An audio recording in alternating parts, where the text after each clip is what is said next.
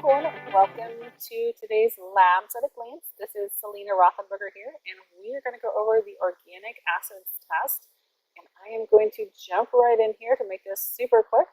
So we're actually looking at a female. She's in her 40s. She's got a long history of dysmenorrhea, long history of difficulty losing weight and maintaining that once she does lose it, chronic fatigue, constipation, muscle aches, temperature dysregulation, insomnia, hsCRP and homocysteine are off the charts elevated. Her B12 is low, normal low, hypothyroid, and a significant amount of stress in her life. So let's look and see what her organic acids test look like. And we are going to be going over the Great Plains organic acid. I started using this and I really like this, and I've used Genova also in the past, but I'm really becoming a good fan of the Great Plains one. So this first page here has several different categories. We've got the yeast and fungal, we have the bacterial, and then we have the Clostridium markers. So we're going to dig in a little bit deeper here to the yeast and fungal markers. So number one is more the Saccharomyces, and it's produced mostly by the Saccharomyces or the Propionibacteria overgrowth. And usually we're going to look at is high potency multi-strain probiotics to help rebalance the GI flora. 2, 4, and 5, we see those, we're thinking Aspergillus, possibly some other fungal species, but that's going to be one of the things we're going to definitely pop to our mind is the Aspergillus. Natural antifungals, sometimes prescription, along with a high potency multi-strain probiotics can help to reduce the overgrowth levels to help rebalance that digestive tract. Number 3, potentially we have some yeast overgrowth here. Again, probiotics are something that's going to usually help a lot of these with these yeast markers, is just getting something else there to take the place to really help to rebalance. And also remember, ask that question, why? Why is there an imbalance? Why is there yeast? Why is it that yeast is what's flourishing here? I always usually have that same illustration with my clients is that, we can throw grass seed out in the desert, it's not going to grow. So while we need to have the grass seed, we need the things to flourish, we need the things to have this nice flourishing lawn, we also need to be nurturing the soil. So also, don't stop and, figure out and make sure you figure out why there's a problem. 6 and 7, again, yeast overgrowth, like all these here, like yeast, nothing necessarily specific. Candida is what we're going to really be looking at here on number 6, the tartaric acid, and 6 and 7, there is some controversy on the Great Plains as to whether their methodology of diagnosing here on the Arabinose is really effective for yeast. Some prefer the Genova. I actually have seen clinically those that I've tested that they definitely present with yeast overgrowth, and I have found that it does correlate with the clients that I have. But just note that there is some controversy on the Great Plains, the Arabinose measurement of that. The tartaric acid is produced by the Candida on an intracellular C-mint hyaluronic acid, and oxidation of the hyaluronic acid breakdown products produce the tartaric acid and Arabinose. Grapes, grape juice, dried grapes, raisins also contain the tartaric acids, so those foods must be avoided 24 hours prior to urine collection so that there's any kind of interference. When we have elevations in these, high potency multi-strain probiotics is something that can help to rebalance the bacteria. And so that's just something we got to make sure that we are also aware of. The Arabinose, we also want to add to that, there's a major sugar like in apples, grapes, pears. So those fruits and any of their products that have those also should be avoided prior to the urine collection. Antifungal treatment or something, if we see these elevated, something that we should be looking at. Number 8, again, yeast and fungal metabolites are going to indicate some kind of overgrowth in the GI tract. Prescription or natural antifungals along with a probiotic is something that we would be looking at. For the across the board, that's what we're going to be looking at on these yeast and fungals. Number 9, the tricarbolic acid. That's a chemical byproduct that's released from the fumosins during the passage through the GI tract. They are fungal toxins produced primarily by the Verticilliotes, and I'm probably pronouncing that incorrectly. Elevated levels can be caused by the intake also of corn or corn-based food that's contaminated with this. So that's where it really becomes important that we are looking at the entire picture, getting a really good history, not leaving any stone unturned. Next, we're going to get to the, before I get to that, numbers 2 and 4, 5. So when we see those, when we start thinking the aspergillus, we're also going to go look at markers 19 through 21 on the next page. Several of these are going to kind of be interrelated and connected to one another. So that's one thing to note, is that we start seeing patterns, and it's really about patterns for the most part. And I forgot to jump in here before we get too much further, for when to say, okay, when are these things elevated? It's only elevated through the, when it's outside the reference range, inside the reference range on a certain size. There's different trains of thoughts on that. Excuse me. And so I know that Grace Liu from the Gut Institute, I'm a really big fan of her. She's got great teachings. For the most part, she looks at these things, she's wanting them to be below like the halfway 2/5 mark. So a lot of these here, she'd be looking at, okay, that's about a third. Most of these, she's going to look at and say, hey, there's definitely some yeast issues, even though they're not showing that they're elevated. 6 and 7 definitely show some elevation here.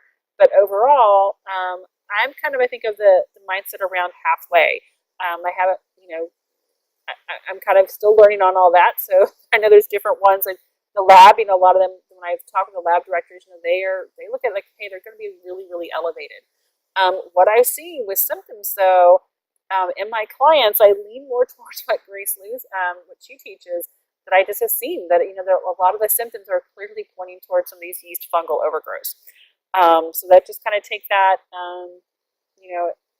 ponder on it, research it, and kind of, let me know what you come up with. If you've got any other ideas and suggestions, I'm totally very open. I love to learn and love hearing and bouncing ideas off of those and see what you've got to say on that.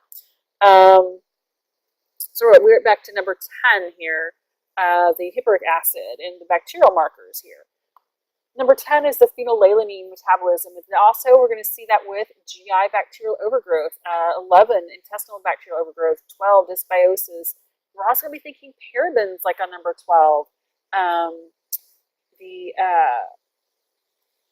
12, 13 glycine conjugate, again, parabens on that one. So we need to also be looking at not just bacteria, but are there other sort of environmental toxins that's exposing our clients and patients we're having problems here. Let me see if there's anything else that I've got here. My notes, cosmetics, different foods, parabens, intake of fruits containing polyphenols rich in, on number 13, polyphenols rich in anthocyanins, flavonols, and hydroxycinamates. That can increase the compound in the urine. So that was something else to take note of, what they're eating before. If you're seeing these elevated, you definitely would want to have your patients or clients to avoid parabens at the very, very least on that. Number 15, next 15, tyrosine pathway. And we are also going to look at number 33 and 35. We're going to get more in depth on the tyrosine pathway. So when I see this one elevated, I'm going to see, okay, what's going on over in that tyrosine pathway? 16, we're going to start thinking Clostridia, neurotransmitter imbalances. 17, C. diff, neurotransmitter imbalances. 18, the tryptophan pathway. And then also something to note on number 18 is Hartnup's disease. We're going to look at 36 and 39. The other thing on number 15, that this also could be tied with celiac disease on number 15. So that's something else to note on that one. And let me see here if there was some other, I think that was all of my things. Yeah, 33 and 35, and then 36 through 39 on the tryptophan and tyrosine pathways. The next page, the oxalates. So we just mentioned here on those one fungals, the aspergillus. These are some markers we're going to look at and say, hey, are any of these here markers elevated? So page 2, we have all these different sections here. The glycolytic, mitochondrial, the Krebs amino acids, neurotransmitters. We're going to look at the oxalates a little bit deeper here into the oxalates.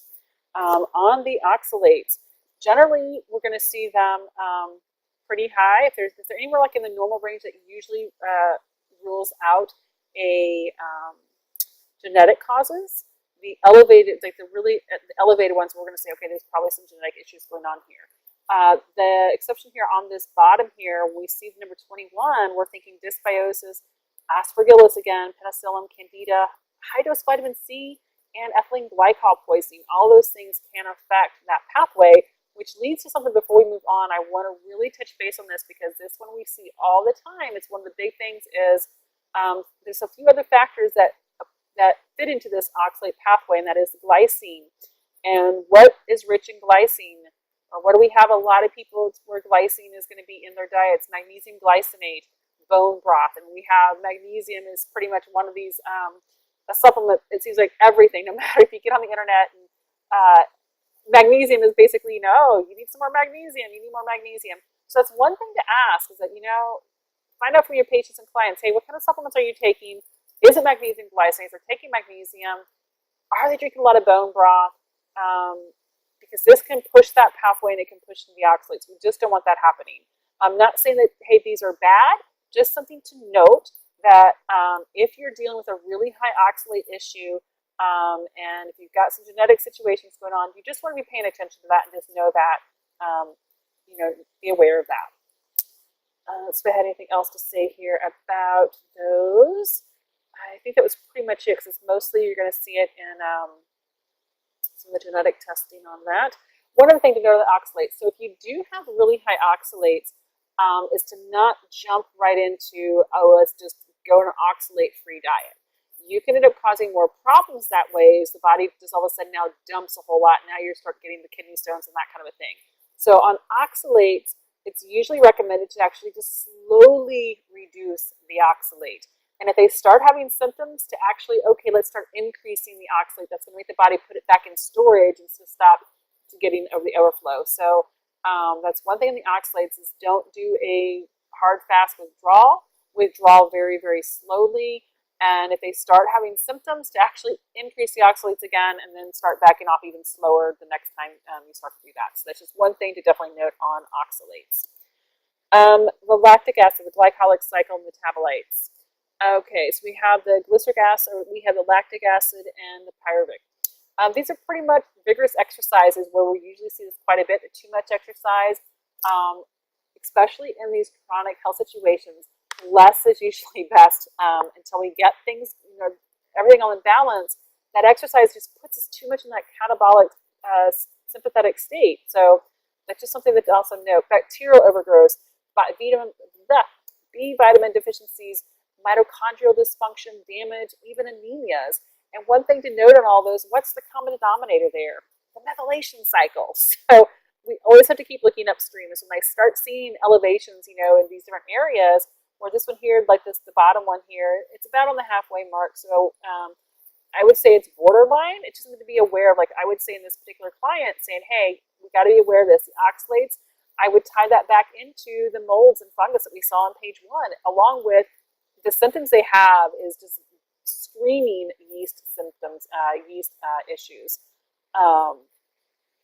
Yeast, potentially mold. I mean, that's the other thing to note is like on the symptoms here, which is not on this page, dysregulation, the female hormones, thyroid. Whenever we have mold and yeast, it's going to really mess with those pathways. And so it's something else that's really connected to that. So I'm trying to start thinking about that. 24, 25. So we have these here. We're going to see a lot more in like the Krebs cycle, riboflavin, CoQ10. When we see number 24 elevated, we're going to start thinking here, riboflavin, CoQ10 deficiency. 25, whenever we see that one increase, we're thinking, the Krebs cycle is going to be needing some support here. So what do we do on that one? The defect in they can also be because of defect in the enzyme fumarase or because of mitochondrial function. So to support that, we're going to supplement things like CoQ10, NAD, L-carnitine, acetyl L-carnitine, riboflavin, biotin, vitamin E, nicotinamide, and there's different. Great Plains has a really, really nice interpretation guide that gives you a little bit more details on dosages and dosing on that. Malic acid, number 26. Slightly elevated values usually indicate a higher need for nutrients such as niacin and CoQ10. And when it's also elevated with malic acid, with citric and fumic acid and 2 ketoglutaric acids, a mitochondrial energy pathway dysfunction is strongly suggested. So if we see that pattern of the malic acid, the citric, the fumaric, 2 ketoglutaric acids, that's when we start saying, hey, there's a lot of dysfunction going on here. This particular client doesn't really look terribly bad. Maybe a little bit, let's see here, is it over halfway, 21, a little number 27, so you were thinking a little bit of vitamin deficiencies, riboflavin, thiamine, pantothenic acid, some niacin support. Whenever we see number 28 elevated, we start thinking glutathione support. That's an enzyme that metabolizes the citric anaconic acids dependent on glutathione. So if we're seeing that elevated, it's not having one of its cofactors. And so a lot of these we're looking at what are the cofactors involved here in these pathways. 29, citric acid. I don't think that I didn't write that one down here. That one may be due to increased intake of citric acid containing foods or the result from an intestinal yeast that's producing citric acid, or even perhaps inhibiting the human citric acid cycle. So that one can be due to bacterial yeast situations. The increased citric acid may also indicate depletion of glutathione, which is required for the enzyme aconase to metabolize both acatinic acid and citric acid. So if the pyroglutamate acid values are low, consider also supplementing things like with glutathione, N-acetylcysteine, or lipoic acid. So we want to be looking at the patterns here of that with number 29. And this one here doesn't really necessarily look terribly high, so it should be fine here. The mitochondrial markers for the amino acid metabolites. So 30 and 32. Significant increase is due to a reduced ability to metabolize the amino acid leucine. Usually it's found in genetic diseases. Supplementation with CoQ10, niacin, L-carnitine, acetyl-L-carnitine, riboflavin, biotin, vitamin E may be very useful. Number 31 marker is a marker of glutyl-CoA dehydrogenase deficiency. It's involved in the breakdown of lysine and tryptophan and hydrolysine and is associated with genetic disease, glutaric aciduria type 1. Some individuals of this one appear completely normal, while others display encephalopathy, autism, cerebral palsy, and other neurological abnormalities. And the treatment usually includes adherence to a diet that's low in lysine and supplementing with carnitine. I haven't really seen any clients with this. I'm not really sure the frequency of that, but it's usually those markers are, generally speaking, genetic related. Which we get into my favorite here, the neurotransmitters, and over here it is. I had it on the other side because it was so much. So the next one's 33 through 39, my favorite, the neurotransmitters. So 33 here, we have the HVA, homovanillic acid, and then the vanillamidatic, VMA. I like just the abbreviations here. The HVA is your dopamine metabolites, VMA, epinephrine, and norepinephrine, farther down that dopamine pathway, metabolites, COMT pathway. Start thinking the COMT, also Clostridia metabolites. So this was kind of when we had talked about earlier. This is some of those markers. We're going to look at that Clostridia. Let's go look and see what we've got going on here. And then I also like to tie in the genetics. That's why I'm a big fan of genetics as well, as we get to know, hey, do we potentially have some speed bumps in these pathways? 36. Low is going to equal inadequate serotonin. Elevated may be because of 5-HTP supplementation.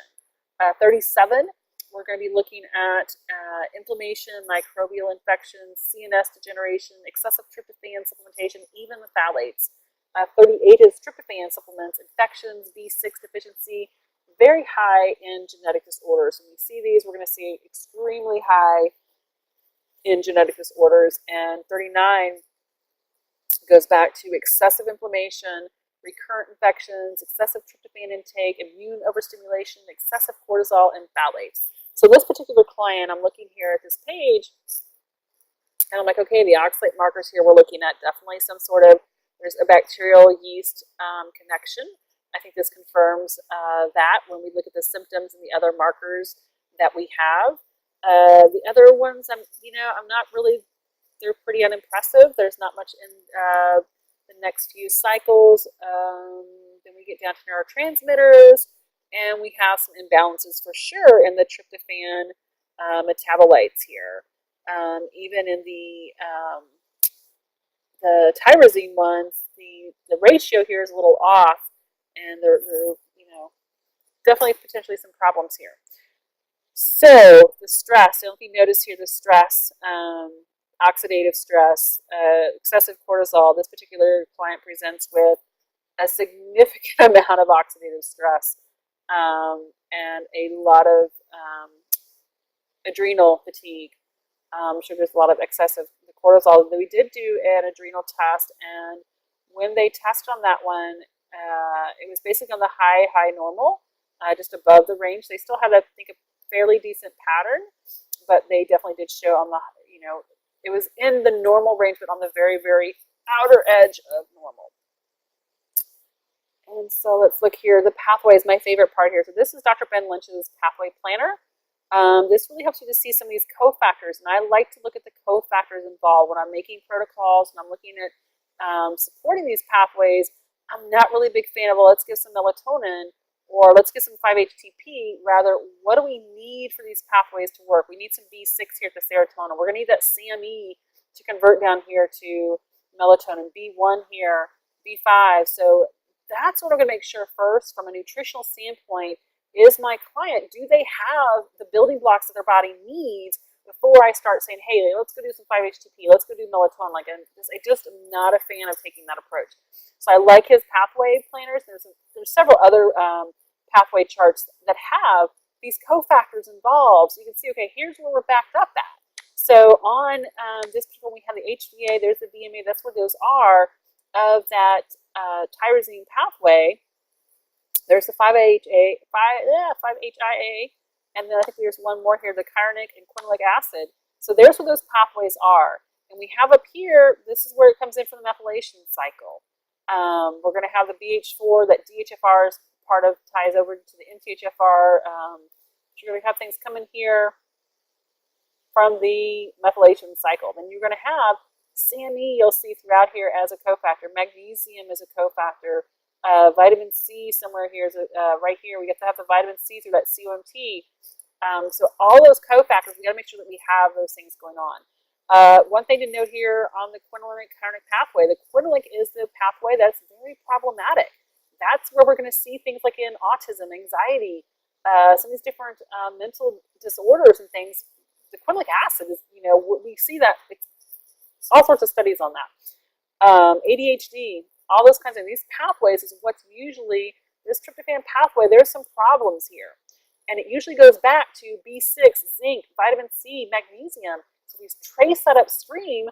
What do? We get to the methylation. We get to all these cycles here intertwined, and this is where I get really excited, because then we start having back here that MTHFR, MTR, MTHFD, and this one is a very, very basic chart. It goes really in depth, but so instead of coming down here and, oh, let's give them some melatonin, let's give them a little bit of, tryptophan or whatever, let's start taking these back upstream. So that's what I do, is I look back upstream and support them. So I use the organic acids to kind of help fill in some gaps to show that, yes, look, these pathways have problems. So let's see, what do these pathways need to run optimally? We need all of these cycles running. If any of these start getting backed up, they're going to back up. So we have this glutathione or detox cycle down here in the bottom left.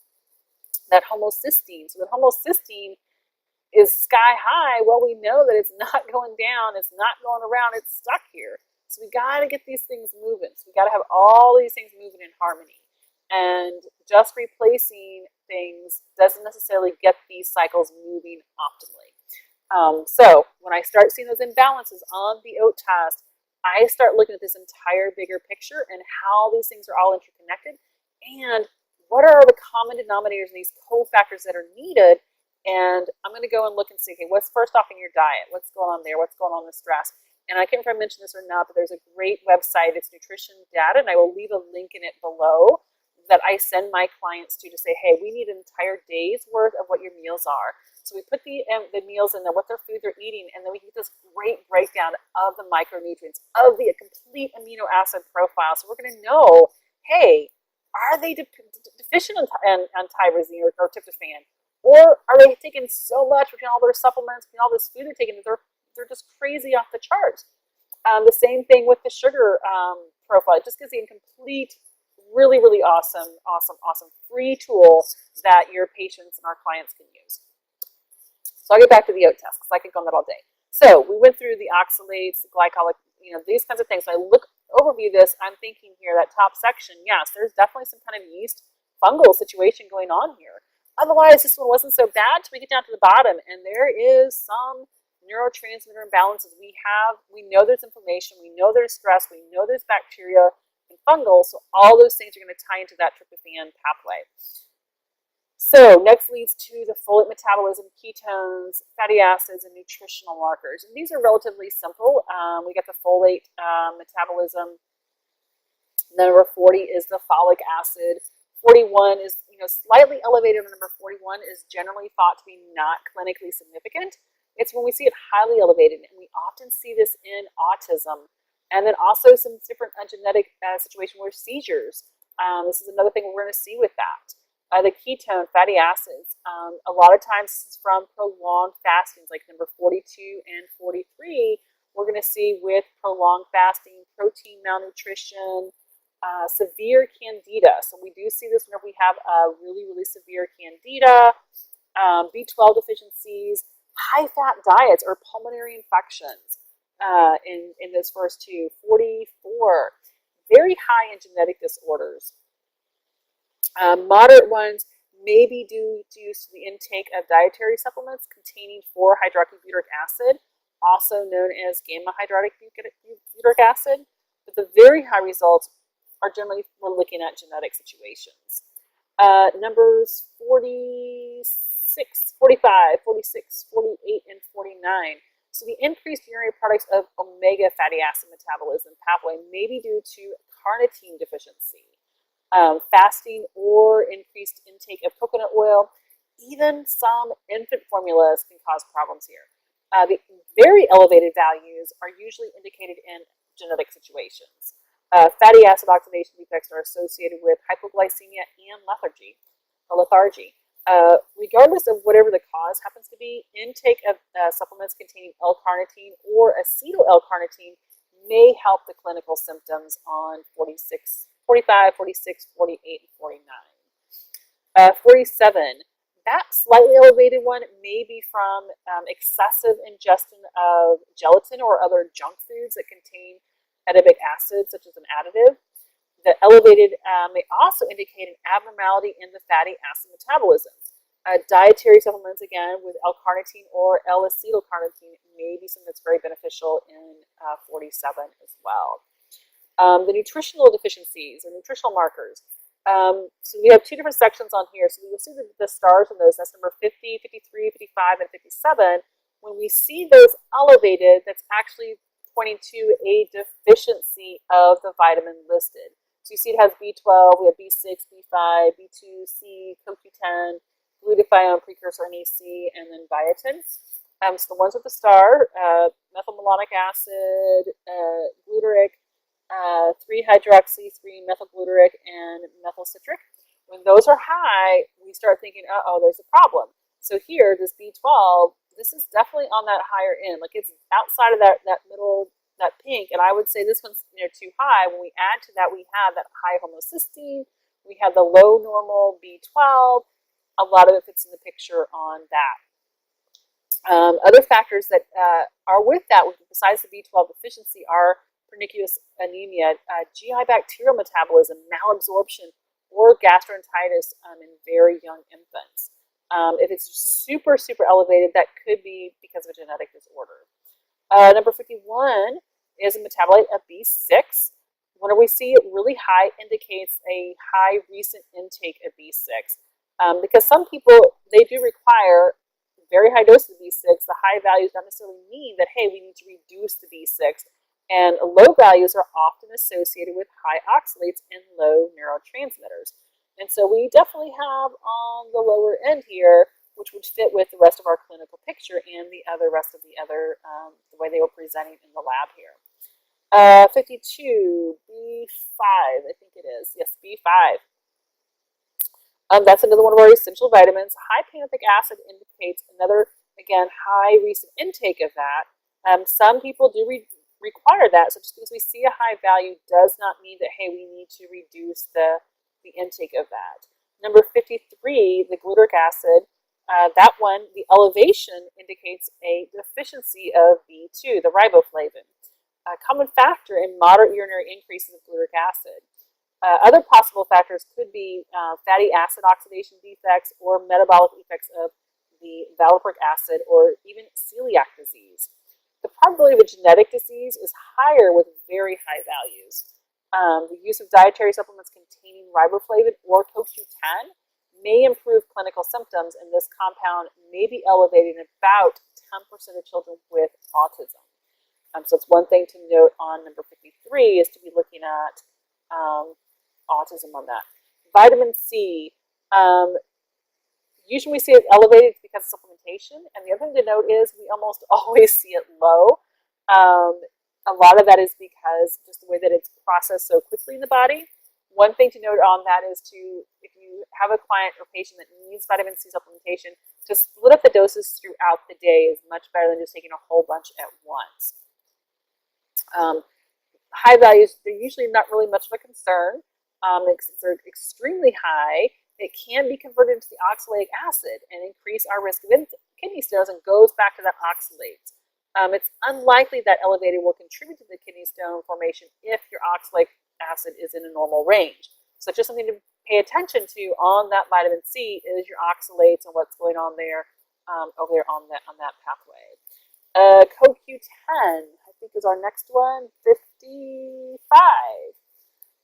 So this one is the precursor of CoQ10 and cholesterol. Slightly increased values that may be caused by yeast overgrowth. Moderate increase may also be indicated that there's a decreased synthesis of CoQ10. Some of the cholesterol lowering drugs may inhibit the synthesis of this pathway and result in high HMG values. So if you have someone who's on cholesterol lowering drugs, this is definitely, I always recommend, checking the CoQ10 status.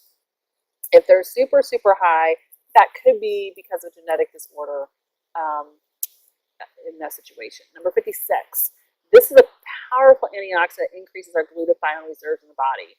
So that N-acetylcysteine is so, so vital. So that with glutathione directly binds to the toxic metabolites. That's part of how we detox things out of our system.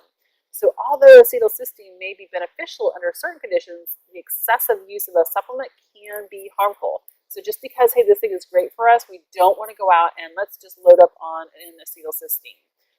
It's just something to, everything needs to be in balance on that. 57, elevation here usually indicates a deficiency. Again, 50, 53, 55, 57. When we see those high, we're thinking deficiency on that. Biotin deficiency may be due to malabsorption, or it could be because of excessive intake of raw egg whites, dietary deficiency, or dysbiosis.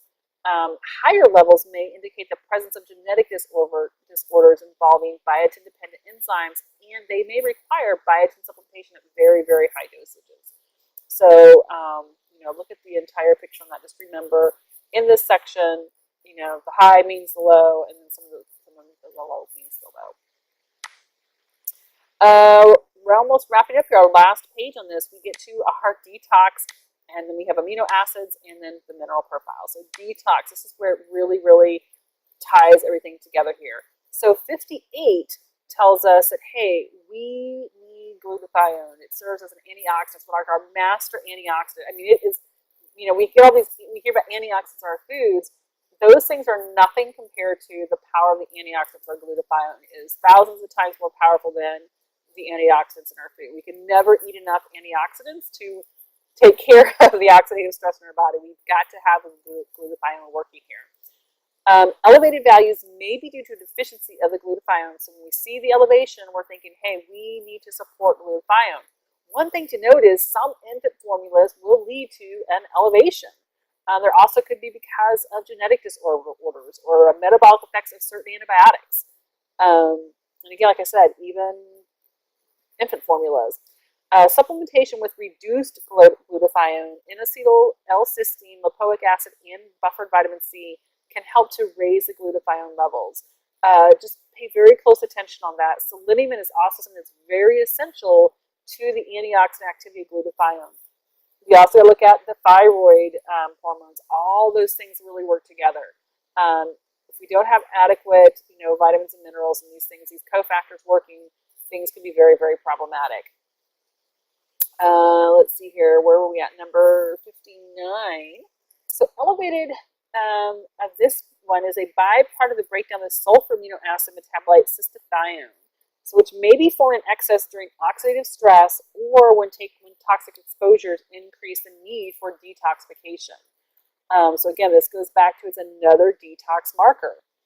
So when our glutathione is depleted by excessive toxic exposure, pyroglutamic acid may also be elevated. So both of these work hand in hand. It also could be associated with the onset of diabetes or significant alcohol intake. So it may be elevated in certain genetic diseases such as lactic acidosis, glutaric aciduria type 2, and dehydrogenase E3 deficiency, and propionic aciduria. Number 60, ammonia excess. Number 60 is associated with ammonia toxicity, viral liver infections, GI bleeding, and genetic disorders. 61, when we see this one elevated, we start thinking salicylates, GI bacteria, and aspartame. In this particular client, it was the GI bacteria. They're not really exposed to those other things.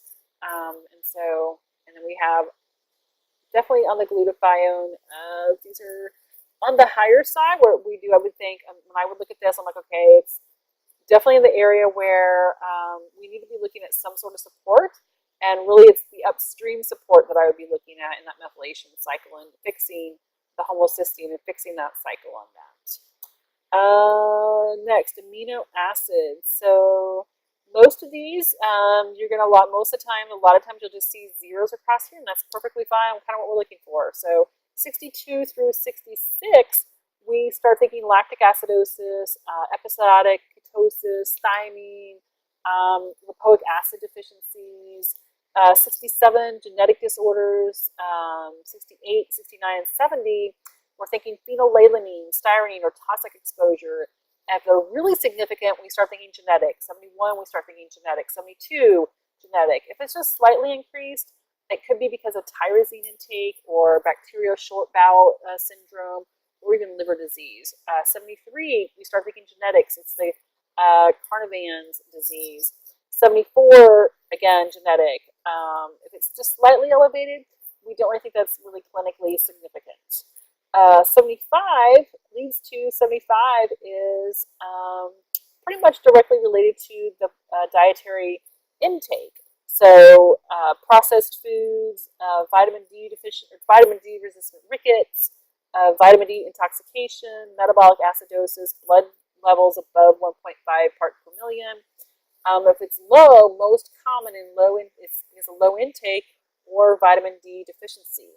So this one here is probably on the lower side of normal or low. I mean, it's for the most part okay.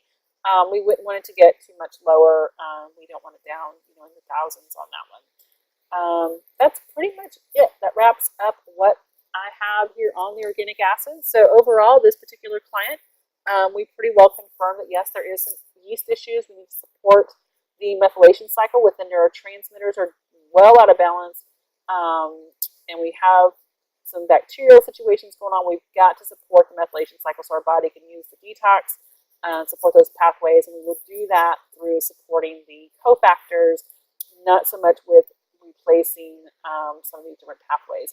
We're going to do some antifungals. Caprylic acid is the biggest thing that we will use for the fungal overgrowth. Go with an anti-candida diet. Going to be working a lot on self-care and dedicating time to, allow the body to get into that parasympathetic state. That is one of the biggest battles this particular client has is the stress. There is a significant amount of stress in their life, so they have to really take time so their body can shift into healing. That's pretty much what we're going to be doing, and I will let you guys know the outcome of all of that.